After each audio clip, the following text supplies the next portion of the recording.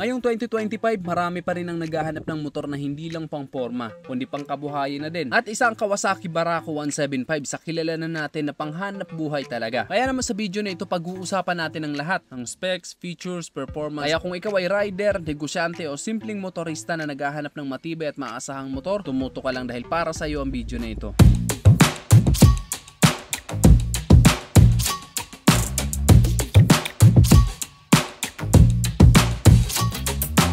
Ang Kawasaki Barako ay isa sa pinakasikat na motor dito sa Pilipinas. Noong una itong nilabas, naging paborito agad ng mga rider sa probinsya at sa lungsod dahil sa lakas ng makina at tibay ng build. Ang salitang Barako kasi ay hindi lang basta pangalan lang. Ito ay simbolo ng lakas, sipag at tapang. At ngayon, ang Barako 2 ay upgraded version na may mga bagong features at mas pinahusay na ang performance. Kaya naman kahit ilang taon na ito sa market, maraming motorista ang nananatiling tapat sa motor na ito.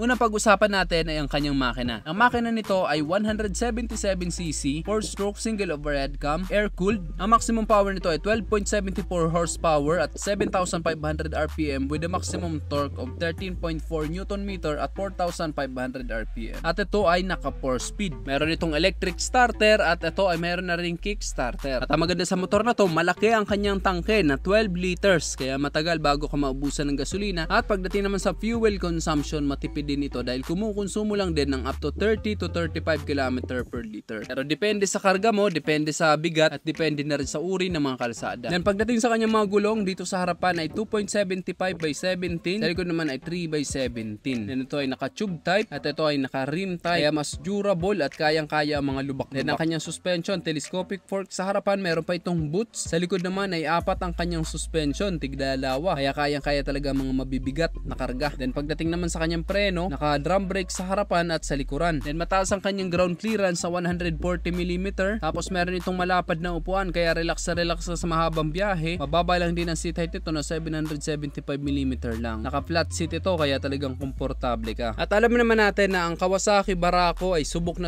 ng maraming tao dahil madalas natin itong ginagamit ng mga tricycle driver o pang-deliver o nilalagyan ng sidecar. Kaya dito pa lang malalaman na natin na malakas talaga ang makina ng motor na ito. Malakas ang torque nito sa low RPM kaya perfect ito sa mga ahunan at kahit meron ka pang mga mabibigat na dala. At yun nga, kahit na meron itong sidecar, doon ang pagiging fuel efficient dahil matipid pa rin sa gas na kumukonsumo lang ng 30 to 35 km per liter. So matipid pa rin siya kahit na ito ay carb type. At ang kagandahan sa carb type, low maintenance lang at madali lang i-maintain. Pagdating sa kanyang ilaw, ayan, yung kanyang headlight malaki. Kaya malaki din ang buga ng kanyang ilaw. Then yung kanyang mga turn signal lights ay nakahiwalay. Naka-bulb type ang mga ilaw nito. And, diba? Dito pa lang sa harapan, napaka-astig. Talagang barako na siyang tignan. Dito naman sa likod, pagka-classic yung kanyang style dito sa likuran. Pa square o pa rectangle yung kanyang taillight at naka-bulb type din yan. Then yung kanyang grab bar ay meron na itong built-in na carrier kaya pwede ka nang magtali dito ng iyong mga dala-dala. Then pagdating sa kanyang meter panel, naka-analog display at bago na yung kanyang design, mas pinaganda. Mas madaling maintindihan yung kanyang mga indicator. Then maganda yung kanyang mga decals, di ba? Astig talaga. Kaya para sa tanong na kung sulit pa ba ang Barako 2 175 ngayong 2025, ang sagot ay oo. Kung ang hanap mo ay motor na may tunay na halaga sa pang-araw-araw mong buhay, ito ang motor na hindi ka lang sasamahan kundi tutulungan ka pang kumita.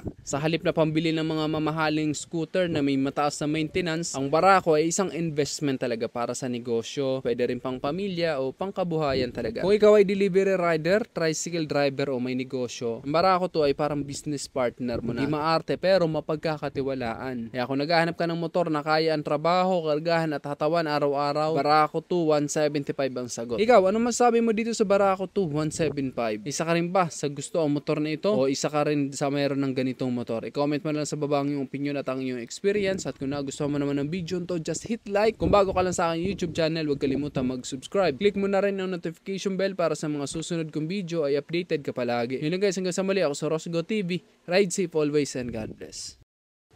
Bago ko makalimutan, ang presyo pala nito ay 95,000 pesos.